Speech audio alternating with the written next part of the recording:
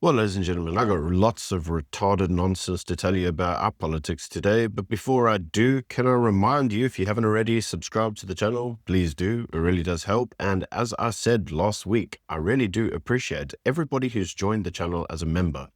And so I'm going to run a competition at the end of June. The first 5 people who are randomly selected from my members will receive this t-shirt and mug, free from me, delivered to you as a thank you for being a member of the channel. So let's get on to the retarded nonsense that is our politics. And this is the news that apparently the ANC's dignity will be restored by women, says the ANC. Now you may look at this and say, okay, tell me more. And apparently the person who's saying that the ANC's dignity will be revived by women is the former National Assembly Speaker. If you don't know who she is, well, she's accused of a shed load of corruption. She was moved from one ministry to another ministry to another ministry on the basis of failures in corruption, then committed more corruption, and then was ultimately removed as the National Assembly Speaker because of corruption. And this individual is going to restore the dignity of the ANC. They're going to revive the ANC.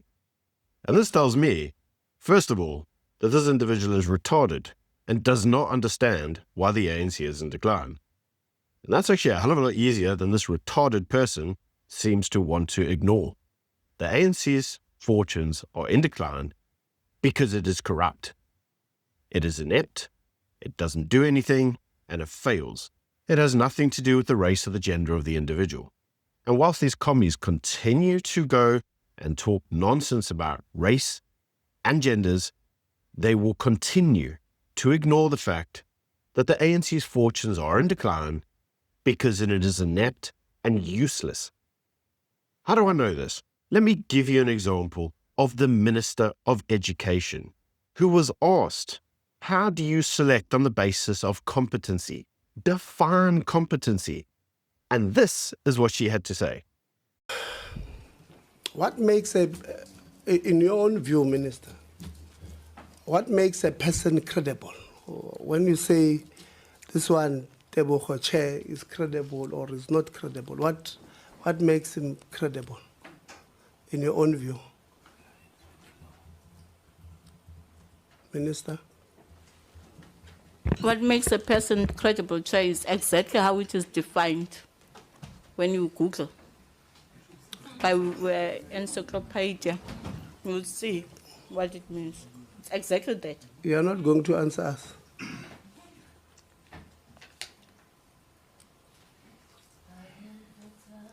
You are not going to answer us, Minister. I've responded, Chairperson. This, ladies and gentlemen, is the problem with politics in South Africa. We've got a Minister of Education accounting to her board who has sat there eating Chappie's bubblegums. Like the Chappies are more important than actually answering the individual's questions around her ministry. When asked pertinent questions around education, she tells you to just wiki it. This, ladies and gentlemen, is what we call a retard. Exhibit number 1. Moving then on to more retarded nonsense.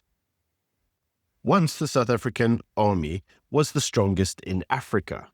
Now the South African Army is a giant joke. And this comes after the South African Army has been kicked out of Congo for being inept and useless and ill-equipped with no weapons and no equipment. The army now is apparently in complete disarray. For want of a better word, we just don't have one. The army is kaput. It's useless. And this now has been highlighted by the Department of Defense and Military Veterans. The problem is that this has been highlighted 4,862 million times before. This is not new. And yet still, the army is in disarray with nothing in sight to show that it can be reformed and made into a proper army once again. Yet again, ineptitude by government ministers. And who was the former minister? Oh yeah, the one that says they're going to restore the ANC's fortunes. Yeah, this is looking good so far. ANC are dumb. The ANC are just dumb. But not to be outdone in the dumb department, the DA is just as dumb. Because Dean McPherson suggested that actually he wasn't really that much against the Expropriation Act. Because, nil is also a form of compensation, which had been argued by the EFF and the MK party for them. Everybody else, noticing that this was just done, said, Dean, are you becoming an ANC stooge? To which the answer was, no, but I support the Expropriation Act. Even though I said I don't support it, I'm going to challenge it and I'll never use it, and I like it. Yeah, that doesn't make sense, Dean. And unfortunately, the DA itself has actually had to now counter the propaganda pushed forward by Dean. The DA says there's absolute lies, they don't support the Expropriation Act, and they're still going to take it to court. So there's infighting in the DA now. With the DA becoming like the ANC, where have I heard that before? Isn't that what happened with Musi Maimane? They accused him of being like ANC light.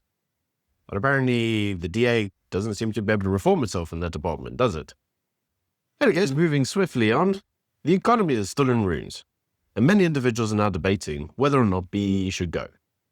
And that is because they all understand if you really want to have redress in the country, if you really want to improve people's good fortunes, we need 5% economic growth, or it's never going to happen. But the reality is that BEE holds it back.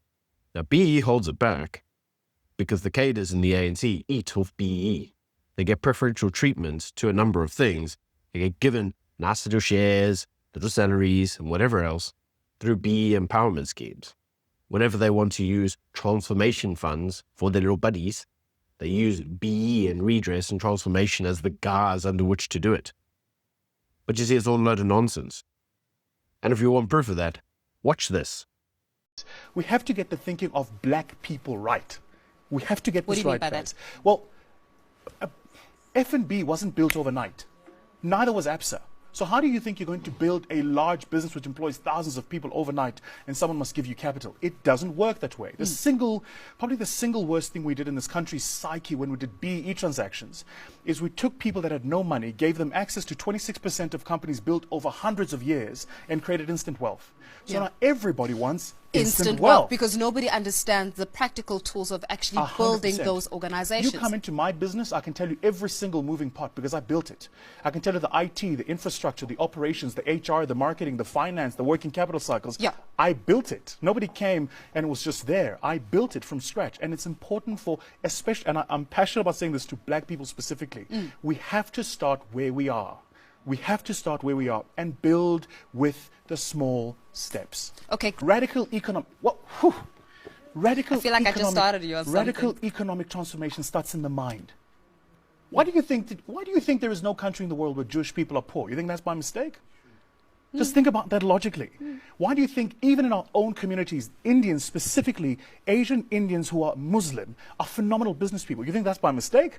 No, it's because the grandfather started with a dry cleaner. When the grandfather passed, he left the dry cleaner to the father who created a fast food and the dry cleaner. The father leaves the fast food and the dry cleaner with the son who then creates a hardware store. By the time you go to the township, they've got the entire block and they run it. We have to start as black people by understanding you're not going to get a Range Rover tomorrow. Yeah. Start where you are, do what you have to do so you can do what you want to do. And let's celebrate each other's success. And I mean real successes, not the stuff that comes out of the paper, so-and-so's bought this car, so-and-so's at this event. No. But you see, the rhetoric now against BEE is actually increasing, which is a good thing. It's increasing daily. Individuals are no longer talking about whether BEE should be done differently, whether BEE has worked, whether BEE's had the appropriate effect on the country.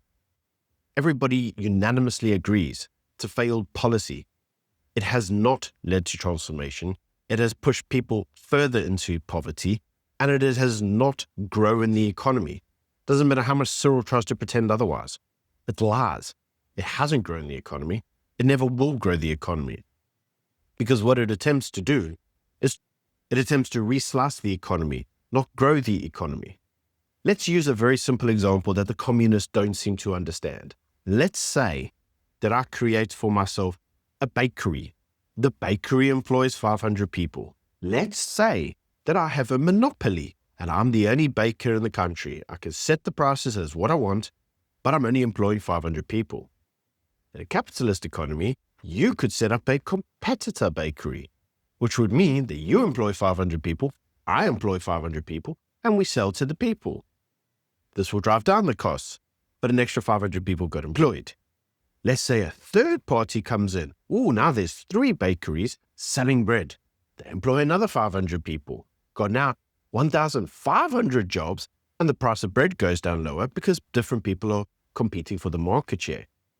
This is how economies work, which is why the private sector is usually responsible on the whole for creating job opportunities in the country. Monopolistic enterprises owned by the state are doomed to fail. They're especially doomed to fail when you got retards running them. And we've got plenty retards in this country. We've got some to spare. We could export our retards. It could be the greatest export that we have. And the one place that we could export them to, but don't want them, is the United States, because the news now is that South African universities are short 2 billion, which the US was funding to these universities in order to conduct research. But you see, there's a reason why all the funding to these universities has been frozen. And that's because all of these universities have bought into ANC bull rubbish and are all now incredibly pro-Hamas. And all incredibly anti-Israel. Because Free Palestine? You see, Palestine, that well-known province of South Africa, will clearly improve our economic standing in the world and our international standing when it comes through to, I don't know, poverty, maybe? Except that's never going to happen, though, is it? So because we're all incredibly high on our own juju, promoting forms of Hamas bull rubbish in the country, the US has said, why are we funding all these woke programs abroad? We won't even fund these woke programs nationally. So all the funding has been cut. And now all these universities that have the equivalent IQ of that, do you remember that famous minister who said, let the rand fall, we'll pick it up? Well, these universities all must have gone to the same school, because they're all like, yeah, we'll find funding from output, maybe. And all these universities now are, well, struggling, with many individuals losing their jobs. But I'm not one to say, oh no, university researchers lost their jobs. Oh no. Yeah, I don't care. But what I do care about is the fact that actually South African universities are no longer deemed to be the preserve of the world, but rather are all considered to be leper agencies, where if you went to one of them, yeah, you look like a tosser. Because we all know what goes on in those universities. In any case, what we can currently see with the ANC is that outside of the bull rubbish of the woman who's going to improve the lot to the ANC, we can now see that News 24 has been firmly bought by the ANC, specifically because it's now pushing forward for Patrice Motsepe to be president of the ANC of the country. Yeah, I called this. I called this weeks ago. It was obvious. All you got to do is just look at the bull rubbish that the media pushes, and you can see the trail of propaganda a mile off. It's no longer hidden. Yeah, they're going to push Patrice as the next president of the ANC. What can I say? Anyway, these are all my views. Let me know what you think in the comment section below. I apologize for no video yesterday. Sometimes you just need a digital detox. It's tough doing this work. Anyway, what can I say? Until next time, bye. We need to stand up. If the government is not going to stand up, we together as the citizens need to say that this is wrong. Just imagine if white people started singing some songs that the National Party had. I don't know the songs, but if they started singing those songs, I know that a big story was going to be on the news every single day. But every time Julius Malema sings that song, there's some or other excuse of, nah, he doesn't really mean it.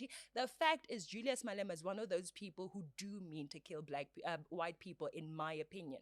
He has said it over and over about slitting throats and all of that. The evidence is there regarding him, and he has a huge following. We cannot ignore that. He's a dangerous guy. He's a divisive guy. He's a guy that should be removed from even the ballot if it was possible.